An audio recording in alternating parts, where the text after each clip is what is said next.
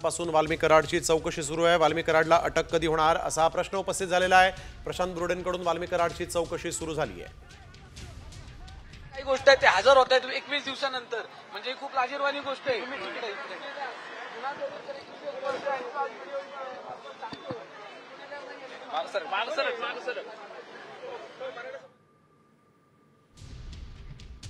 दोन तासांपासून वाल्मिक कराडची चौकशी सुरू आहे। वाल्मिक कराड 2 तासांपूर्वी पुण्यातल्या सीआयडी कार्यालयामध्ये स्वतःच्या गाडीने आला आणि तो पोलिसांपुढे सरेंडर झालेला आहे। सीआयडीच्या पुढे सरेंडर झालेला आहे आणि आता वाल्मिक कराड याच्यावरून अनेक प्रश्न उपस्थित झाले आहेत। ते सीआयडी कार्यालयावरती दाखल झाले। तुम्ही दाखल झालाय काय? आमचं म्हणणं आहे की आज जो आरोपी इतक्या 20 दिवस फरार होतोय आणि स्वतः हजर होतोय, ह्याच्या मागे कुठला तरी मोठा हात आहे।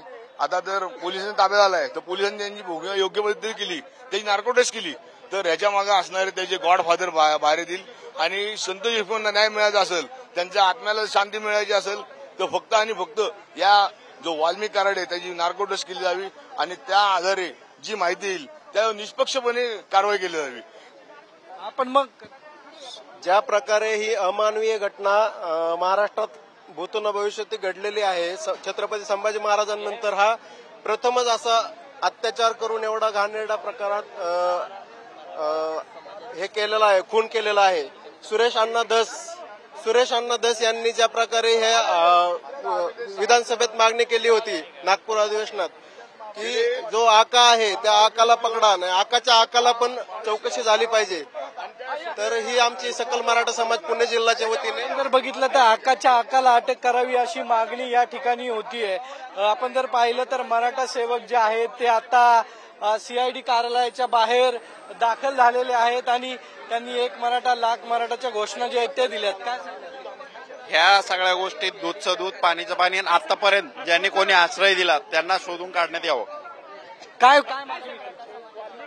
वाल्मिक कराड हे स्वतःहून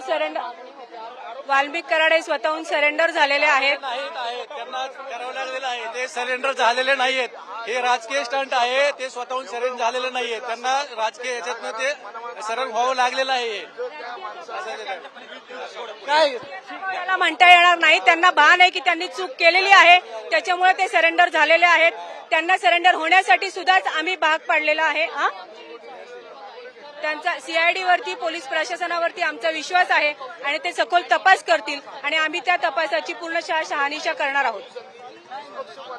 जसं ताई म्हणलं ते खरं आहे की हे काही गोष्ट साधी गोष्ट नाहीये आणि ते स्वतःहून सरेंडर झालेलेच नाहीये, त्यांना सरेंडर व्हायला भाग पडलेला आहे।